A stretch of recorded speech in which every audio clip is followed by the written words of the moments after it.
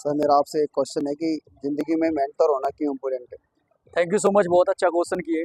जिंदगी में जिस बंदे का कोई भी मेंटोर नहीं है ना, वैसे ही घूमता है लाइफ में, अक्सर वो किसी की सुनता ही नहीं है। जो भी बंदा अपनी लाइफ में झुककर चलता है वो बहुत आगे जाता है। XYZ। अगर आपकी लाइफ में आपका मेंटोर नहीं है, आपकी लाइफ में आपका गुरु नहीं है, आपकी लाइफ में कोई सलाहकार नहीं है, तो कैसे आगे बढ़ेंगे आप ऐसे ऐसी जगह पर पहुंच जाते हो अपनी लाइफ में जहां पर आपको एक कहीं ना कहीं ऐसा लगता है लाइफ में, अगर मेरा गुरु होता तो डेफिनेटली मैं वो मुझे आगे का रास्ता बताता। अगर आपकी लाइफ में गुरु होगा तो डेफिनेटली आप भी वहां पहुंच जाएंगे जहां पर आप जाना चाहते हो। आपको पता है महाभारत में क्या हुआ था? श्री कृष्ण पांचों पांडवों से बोलते, कह दिया आप मेरी बिना कोई भी काम, बड़ा काम लोगे या बड़ा एक्शन लोगे तो आपकी लाइफ में धोखा हो सकता है।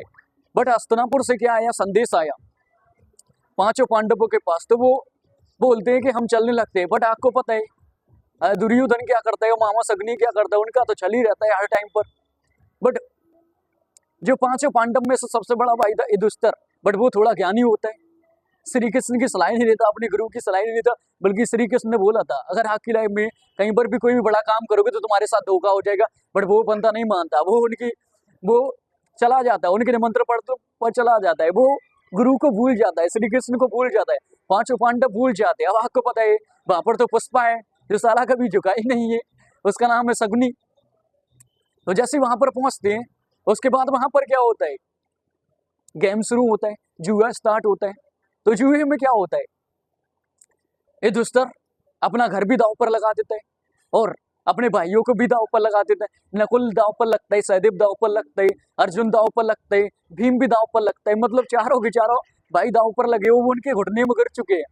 बट अभी भी श्री कृष्ण को याद नहीं किया, गुरु को याद नहीं किया, गुरु का महत्व समझ ही नहीं रहे हो। उसके बाद युधिष्ठिर अपने आप को दांव पर लगा देता है, वो भी गुरु को याद नहीं कर रहे। उसके बाद द्रौपदी को युधिष्ठिर दांव पर लगा देता है, वो भी उसको याद नहीं करता। फिर वहां पर क्या होता है, द्रौपदी वहां पर पहुंच जाती है, द्रौपदी को पांचों पांडव हार जाते हैं।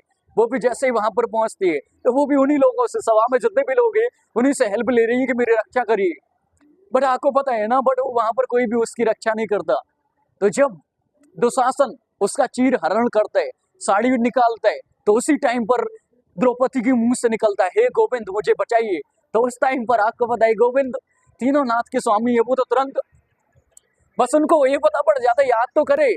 लेकिन द्रौपदी ने जैसे ही याद किया प्रभु श्री कृष्ण को, वो तुरंत वहां से अपनी शक्ति चलाते हैं और द्रौपदी को, साड़ी को वो निकाल नहीं पाते। लेकिन पांचों पांडव द्रौपदी को हार जाते, रीजन क्योंकि उन्होंने अपने गुरु को याद ही नहीं किया, उन्होंने अपने मेंटर को याद नहीं किया। इसका इस दुनिया में कोई भी गुरु नहीं है, वो अपने आप को बाप समझता है, अपने आप को बापू समझता है, तो डेफिनेटली वो मारा जाता है।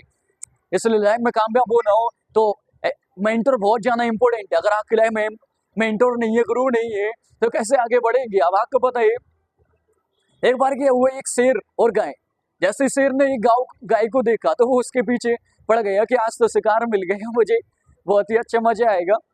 बट जैसे ही गाय के पीछे पड़ता है वो, तो जो शेर होता है और गाय होता है, तो गाय आगे जाकर कीचड़ में फंस जाती है, मतलब उसको हम दलदल बोलते हैं।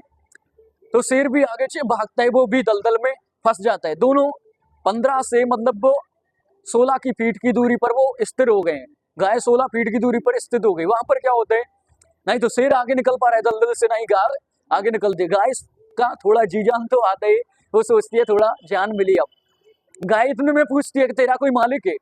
तो शेर बोलता है मेरा कोई मालिक होगा, कैसी बातें कर रही है, मैं ही बापू हूँ, मैं ही जंगल का बापू। तो वहां पर शेर ऐसे बोलता है कि मैं ही बापू हूँ, मैं ही जंगल का राजा हूँ, हमारा कोई बाप बाप नहीं है इस दुनिया में। क्यों? क्योंकि हम ही किंग है जंगल के। तो फिर वहां पर क्या होता है, कैसी बातें करती है गाय तू, मैं ही आई एम बापू, मैं ही जंगल का राजा हूँ, हमारा कोई बापू मापू नहीं है इस दुनिया में, हम ही चलाते, हमसे ही जंगल चलते हैं।